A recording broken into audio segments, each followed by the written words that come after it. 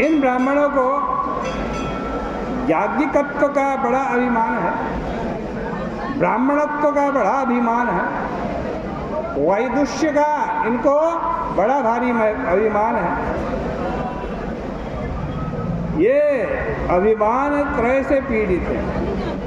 वे ये नहीं जानते कि देश काल द्रव्य आदि सब के सब भगवत रूप है। वही भगवान उनके लिए भोजन लेने के लिए आए हैं, किंतु ये उनको नहीं मानते।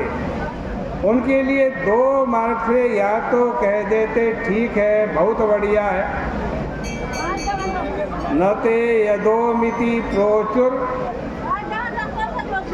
या साफ साफ मना कर देते, नहीं बोल देते, न ते यदोमिति प्रोचुर न नेति। लेकिन ये ब्राह्मण न तो हाँ बोले और ना ही ना बोले, त्रिशंकु की तरह बीच में लटक गए। ऐसे लोगों की किस गति को प्राप्त होंगे पता नहीं। एक तो यति विविधिषु होते हैं,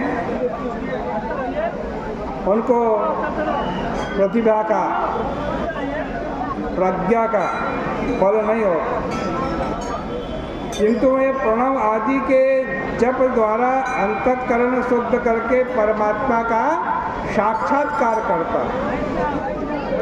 दूसरे प्रज्ञाशाली प्रतिभाशाली शुद्धांतकरण और अधिकारी होते हैं, जो नेति नेति के द्वारा निषेध करके परमात्मा को प्राप्त कर लेते हैं।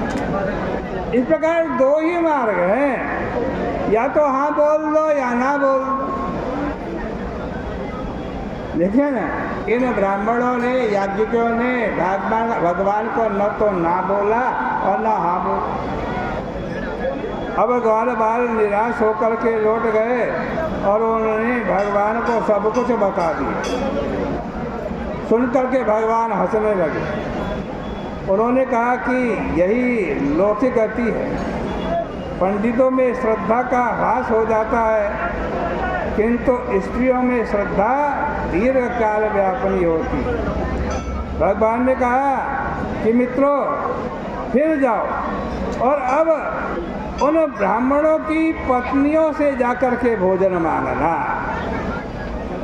वो तुमको खूब देंगे। ग्वाल बाल ब्राह्मण पत्नियों के पास गए और उनको बताया कि श्री कृष्ण बलराम थोड़ी दूर पर बैठे हैं, भूखे हैं, उनके लिए आप कुछ भोजन दे दीजिए। ब्राह्मण पत्नियां तो श्री कृष्ण का दर्शन करना चाहती थी ही। उनके आने पर समाचार सुन करके कि वो आई हैं, बड़ी उतावली हो गई। तत्कथा क्षिप्त मन था। इस दुनिया में मन को भगवान की ओर ले जाने वाली कोई चीज है तो केवल भगवान की चर्चा है। भगवान की जितनी कथा सुनोगे ना, आपका मन उतना भगवान की तरफ जाएगा। जिनका अंतःकरण धूम्राच्छादित हो जाता है, उनके मन में द्रवता नहीं आती। तो गाल बालों की बात सुनकर यज्ञ पत्नियां चतुर्विध भोजन अर्थात भक्ष्य, भोज्य, पेय और चोष्य, इन चारों प्रकार के बहुत से गुणों वाले भोजन को लेकर के श्री कृष्ण के पास दौड़ पड़ी। ठीक वैसे ही जैसे नदियां समुद्र की ओर दौड़ती हैं, वे अभिसारिणी के समान श्री कृष्ण की ओर चल पड़े। उनके हृदय में दीर्घ काल से भगवान के दर्शन की लालसा बैठी हुई थी, इसलिए उन्होंने भगवान की ओर जाने में क्षण भर भी विलंब नहीं किया और वहाँ पहुंचकर देखा तो उनके आराध्य भगवान श्री कृष्ण अपने बड़े भैया बलराम जी तथा ग्वाल बालों के साथ विराजमान है। देखो, यहाँ भगवान श्री कृष्ण की वेशभूषा का वर्णन करने वाला जो श्लोक आया है ना, यह वही श्लोक है जिसको सुनते ही श्री चैतन्य महाप्रभु गंभीरा लीला में भाव समाधि में मग्न हो जाया करते थे। ये वो श्लोक है, वो श्लोक आपको सुना रहा हूँ। क्या है? श्यामं हिरण्यपरधिं वनमाल्यवर्र धातु प्रवालनटवे समनव्रतांसे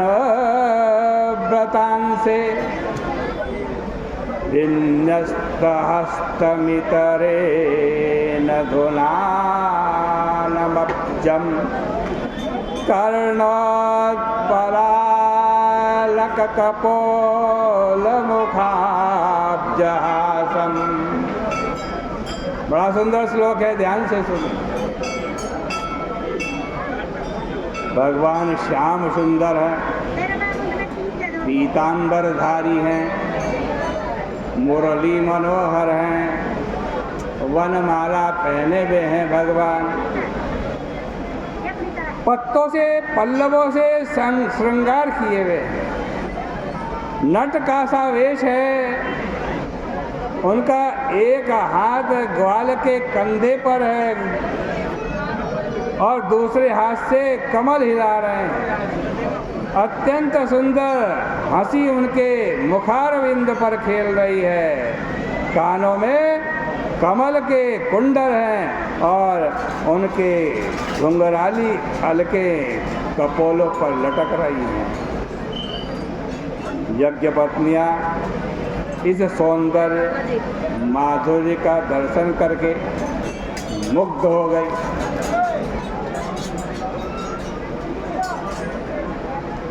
वे पहले से ही भगवान के गुणों की चर्चा सुनकर ही मोहित हो जाती हैं। आज तो साक्षात भगवान के दर्शन उनको हुए हैं, भगवान के परमात्मा के दर्शन हुए हैं। आज उन्होंने उस भगवान को अपने हृदय में ही बिठा दिया।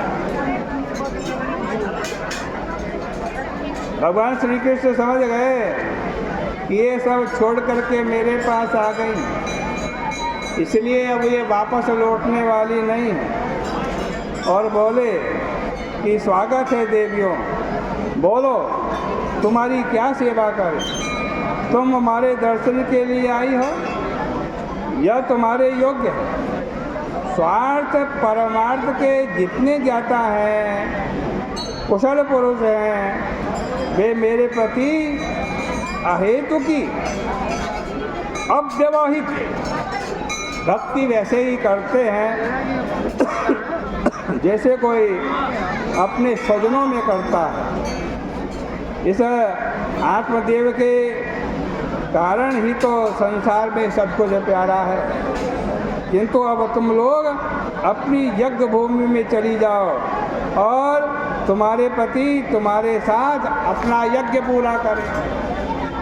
इस प्रकार भगवान ने उन ब्राह्मण पत्नियों को वापस भेज दिया।